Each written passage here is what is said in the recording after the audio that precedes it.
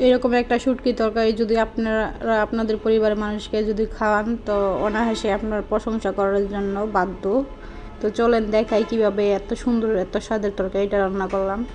তো এখানে সবজিগুলো কেটে নিয়ে নিলাম, কাঁচামরিচ নিয়েছি, রসুন নিয়েছি, পেঁয়াজ, ধনিয়া পাতাগুলো কুচি করে সব কিছু নিয়ে নিয়েছি ধুয়ে রেডি করে। তো এখানে আবার শুটকিও আছে, শুটকিগুলো নিয়ে নিলাম, পাতা শুটকি। তো অন্য শুটকি দিলেও তো আরও বেশি ভালো হয়। তো এখানে আবার আমি নতুন আলু নিলাম, লাল ছোটো নতুন আলুগুলো, দেশি বাগুন নিয়েছি, সিম, এগুলো সব কিছু কেটে রেডি করা আছে।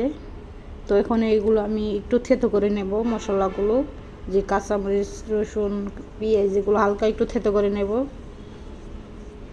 তো এই শুটকিগুলো এখন আমি কেটে রেডি করে নেব। আর এদিক দিয়ে কড়াইয়ের মধ্যে তেল বসিয়ে দেবো, আর এদিক দিয়ে আমি এগুলো একটু থেতো করে নিচ্ছি। তো কড়াইয়ের মধ্যে আমি তেল দিয়ে দেব, তেলটা গরম হলে পরে তারপরে থেতো করা মশলাগুলো দিয়ে দেব, দিয়ে একটু হালকা ভেজে নেব।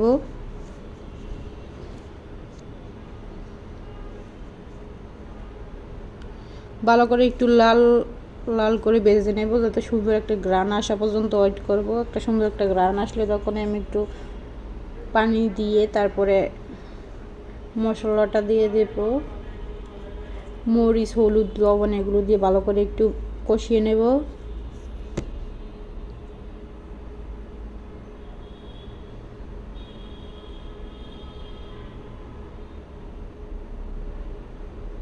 তো আমি রসুনগুলো দেখতেই পাচ্ছেন ভালো করে একটু ভেজে নিয়েছি, সবগুলো একটু ভালো করে সুন্দর ঘ্রাণ আসা পর্যন্ত আমি ভেজে নিয়েছি।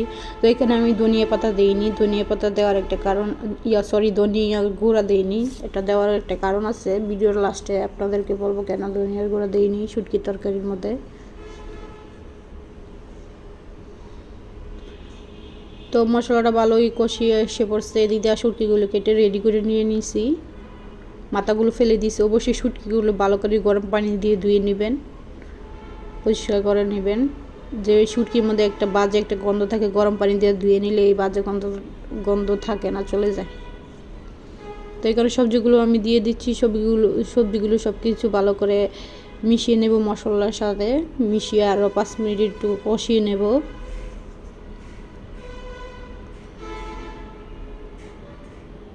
এই যে দেখতেই পাচ্ছেন ভালো করে কষিয়ে নিচ্ছি, আবার একটু নেড়ে চেড়ে দিচ্ছি। তো এখানে শুটকিগুলো দিয়ে দিব, দিয়ে একটু ভালো করে একটু নেড়ে চেড়ে নেব, কষিয়ে তারপর হালকা একটু হাত দিয়ে ঝোল দেব, বেশি ঝোল দেব না, একদম মাখা মাখা রাখবো। তো দেখেন অনেকটাই সুন্দর হয়ে গেছে, তরকারিটা হয়েই গেছে প্রায়। এখানে আমি কয়টা ধনিয়া পাতা দিয়ে দিয়েছিলাম।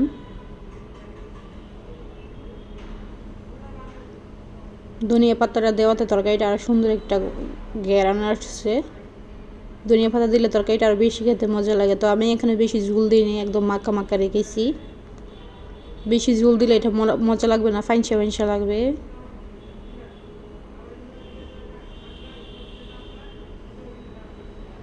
তো এখানে আমি কী জন্য ধনিয়া পাতা দিইনি সেটা আপনাদেরকে এখন বলি।